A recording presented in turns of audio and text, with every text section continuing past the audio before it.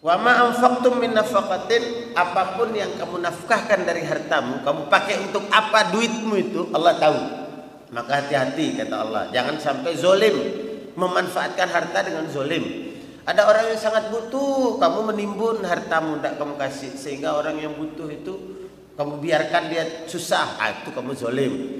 Ada harta yang dia disimpan, ya,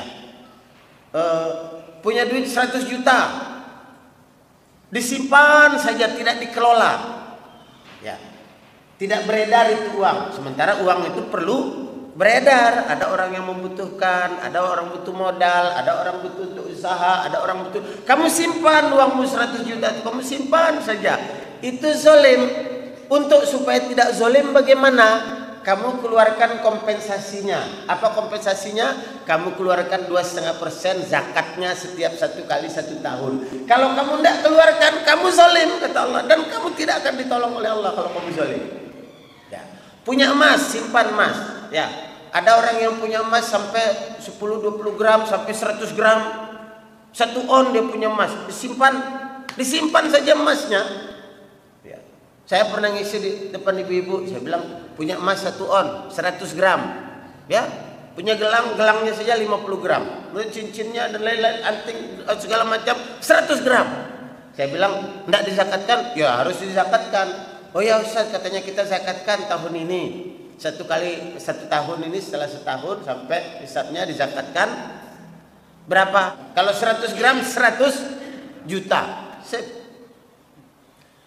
2,5% berapa? 2,5 juta. Oh ya, siap Ustaz. Tahun ini kita keluarkan 2,5 juta.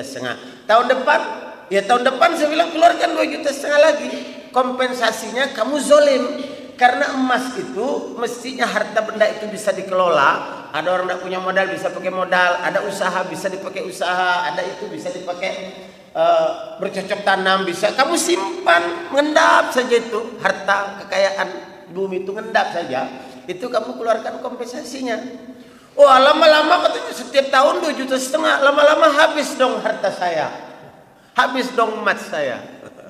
Saya bilang, ibu mau habisnya pelan-pelan 2,5 juta setahun dari 100 juta itu, atau habisnya cepat-cepat?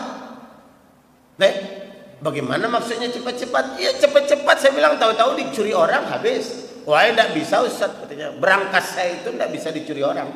Cuma saya yang tahu kodenya.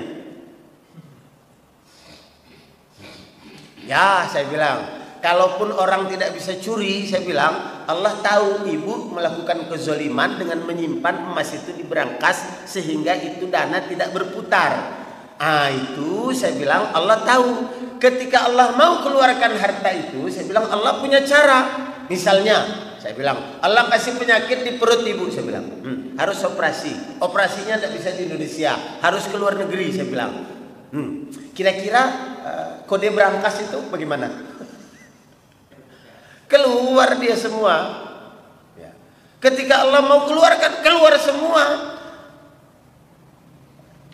Dengan penyakit yang Allah taruh di perut ibu, saya bilang karena ibu zolim, Allah tidak tolong. Wah, sudah dikasih setengah mati, lain susah ngelawan penyakit, lain uangnya keluar, lain habis hartanya, bahkan yang lain-lainnya bisa juga habis.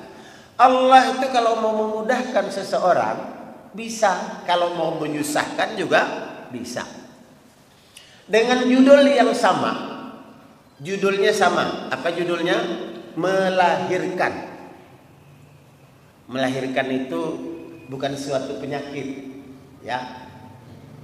Adalah tabiat fitrah wanita. Bahkan binatang-binatang juga fitrahnya melahirkan. Kucing-kucing melahirkan, kambing-kambing, anjing-anjing melahirkan, semua kerbau-kerbau juga melahirkan. Ya, bukan penyakit, ya. Tapi dengan judul yang sama, yaitu melahirkan. Ketika Allah memudahkan, mudah, tinggal lahir saja, selesai. Tidak pakai biaya-biaya bisa. Tapi ketika Allah mau menyulitkan, ada orang yang untuk melahirkan saja harus mengeluarkan anggaran puluhan juta. Bahkan ada yang sampai ratusan juta. Judulnya apa? Melahirkan, sama. Melahirkan, bayi lahir itu melahirkan. Tapi ada yang begitu saja dikasih mudah oleh Allah, ada juga yang dikasih susah. susahnya sampai dia keluar ratusan juta, bisa kalau Allah mau. Maka jangan sampai berbuat zalim.